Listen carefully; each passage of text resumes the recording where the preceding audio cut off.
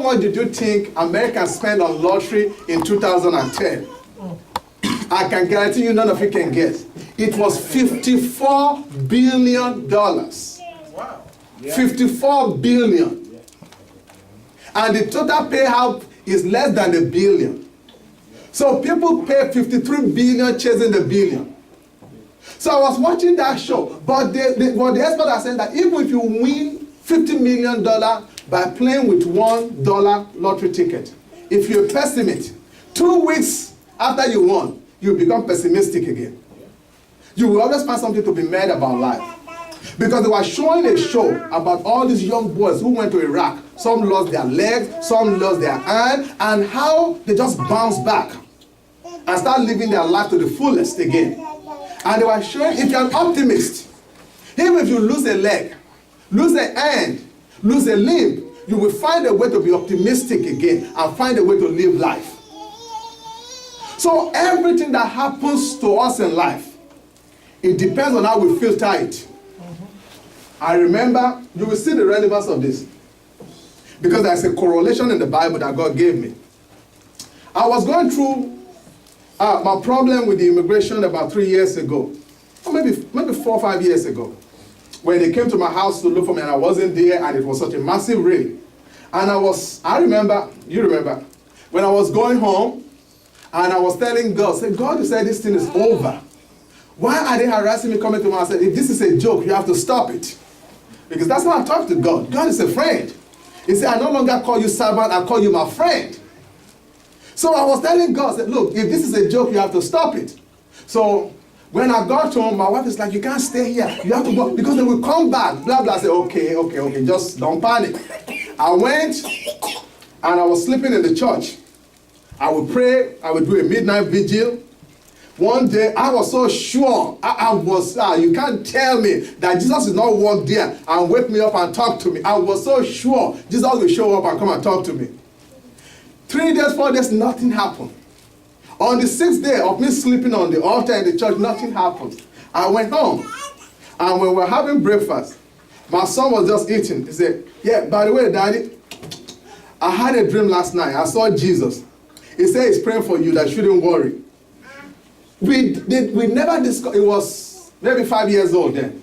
We never discussed with them what is going on, and that was the second time my kids will have a dream about Jesus. When the case was really going on, I'm trying to see, my wife is like, what is it? Everybody in America hide their problem. They only show their celebrated part, the part where they have victory. You come here and strip yourself. You tell everybody your problem. He said, why do you do that? I said, because everybody is damaged in one area or the other. Everybody has a problem in one area or the other. And when we hide it, we don't help one another.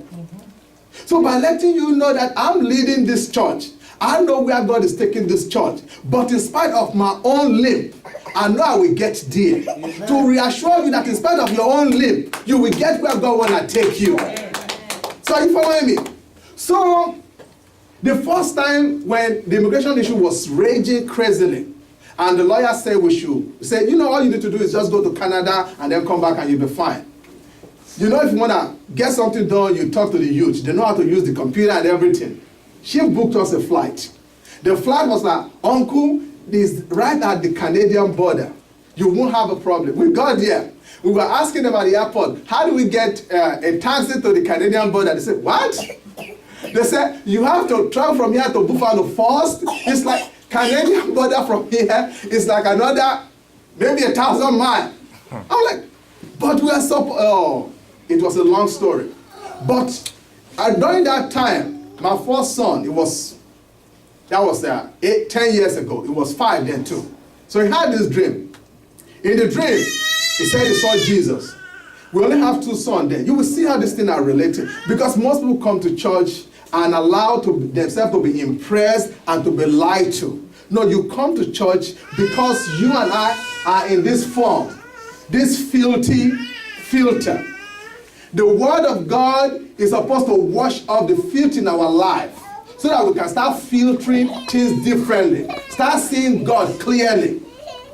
So as we were in New York, because we realized that God didn't want me to go to Canada, because my intention was to go to Canada, cross over, and then come back in so that I can resolve the problem. I just realized that's not the way God wants to solve this problem.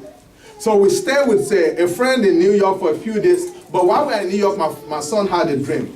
In that dream, he said, Dad, I saw us. It was my wife, him, and the middle child. The middle child was just about 6 months old then, 10 years ago. He said, it's like we were passing through the den of lions. He said, but Jesus was leading. I said, what does Jesus look like? He said, it looked like, it's not a white man. He said, I don't know, but he has long hair. I said, what was he wearing? He said, he was wearing a white robe. I'm like, so what kind of tennis shoe was he wearing? He said, no, he wasn't wearing a tennis shoe. He was wearing like a sandal. I'm like, yeah, you really saw Jesus. So, he said, so what happened? He said, as we are